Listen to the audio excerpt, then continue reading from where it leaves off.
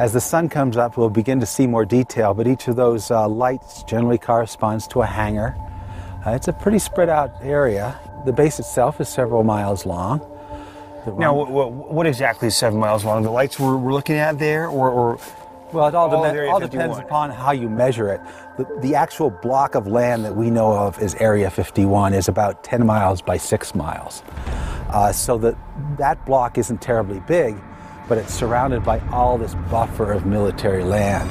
So it's really a vast area. This whole military complex is about the size of the state of Connecticut and the state of Rhode Island combined. So it's huge.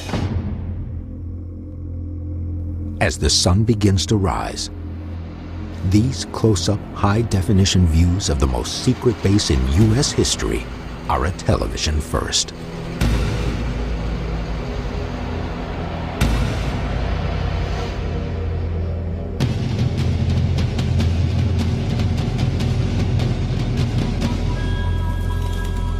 But as Pat peers into the base, another mystery appears overhead. Unmarked jets. These flights are rumored to transport workers into Area 51, and their jobs at Area 51 are unknown. I see a plane coming in. Does it have that red stripe down the side? It looks like it. White with a red stripe down the windows. That's the one. It's bringing the workers in. The workers all come up from Las Vegas and fly on those 737 jets. It's like a scheduled airline. They come in on a regular basis. This early in the morning, they're going to be coming in every half hour.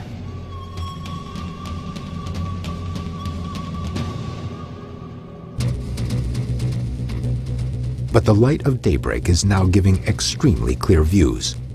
The best look at Area 51 ever possible. Taking these images requires equipment beyond the scope of a normal film shoot. As you can see, we have a very special camera here. Your normal average camera has a 50-millimeter lens, but we've acquired a camera here that has a lens that's 1140 millimeters, allowing us to get unprecedented images of Area 51. This camera is high definition, and Glenn Campbell tells me that there's never been a camera up here of this quality and of this magnification. So we're getting images of Area 51 in high definition, the likes of which people have never seen before.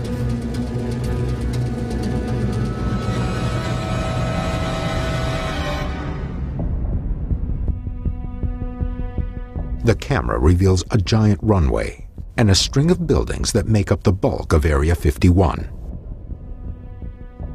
These inconspicuously positioned hangars, offices, and airstrips in the middle of the Nevada desert are an enigma. But the biggest mystery of all is this giant hangar, which has only recently been constructed. I've run out of adjectives. I can say amazing, fantastic, incredible, but they all don't seem to encapsulate the experience. I mean, for someone investigating UFOs, this is the place to be at the right time.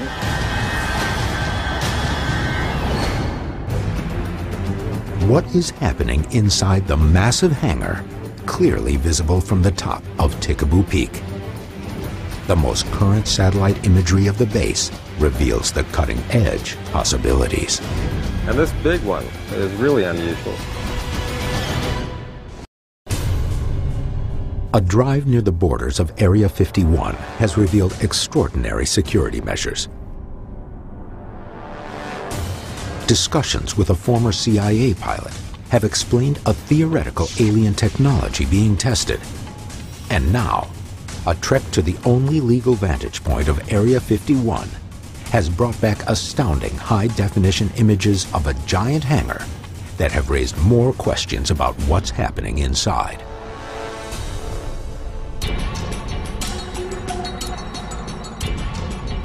Ted turns to the most current satellite imagery of the base with aeronautical historian Peter Merlin. This is the most recent picture we have taken by a satellite of Area 51. It looks like a really high-quality photo. Today, Area 51 consists of 24 hangars, 4 runways, numerous dormitories, a radar tower, and even an explosion-proof building. But it didn't start out this expansive. This is how it looked in the 1950s, when it was called Watertown Airstrip. It was just a simple 5,000-foot asphalt runway, several little hangars, a couple warehouses, some trailers for people to live in. Pretty Spartan conditions. The base keeps this modest profile for the next 25 years. Then, it explodes. In the 1980s, there were some dramatic changes. We see a storage area for munitions. The runway has been extended 5,000 feet. They added a new taxiway. These changes during the 80s happened just before Bob Lazar goes public, claiming the government is testing top-secret aircraft based on alien technology. And now, the most recent satellite images are confirming what Pat saw at the top of Tickaboo Peak. There are some new hangars down on the south end, and you kind of wonder why they needed a new hangar, because they already had 23 hangars just about. I mean, these others must not be sitting empty. And this big one is really unusual. What would require a hangar this large? Previous investigations have seen alleged UFOs of many shapes and sizes, but only one type fits this description. The sightings of giant triangles. In 1997 in Phoenix, Arizona. I saw a large delta-shaped dark object. In 2004 in Tinley Park, Illinois. I got it on tape! I got it! And as recently as 2008 in Wales, in the United Kingdom. I looked straight into the sky and I saw these strange triangular formations. A possible military explanation. The stealth blimp has been raised, but the government denies its existence, and many experts ask how it could be hidden from the public. Disinformation, misinformation program, that's how we keep things secret. They may never be revealed. But the investigation may have just found its answer inside Area 51.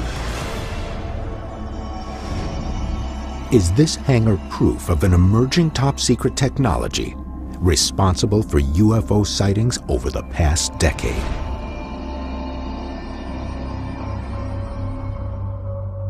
The only way to get this answer is to speak with Area 51 employees. As Glenn Campbell pointed out at the top of Tickaboo Peak, most Area 51 employees are transported to the base in white unmarked airplanes, bearing a red stripe down the side. Research by Campbell and others has revealed they are called Janet flights, and they depart daily from McCarran International Airport in Las Vegas.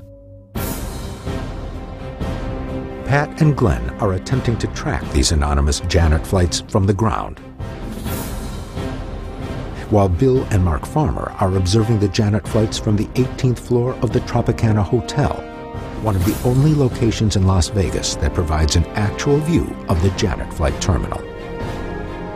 Mark is going to track the numbers of the flights that we think are Janet flights. Then we're going to run them on the FAA database and see who owns these planes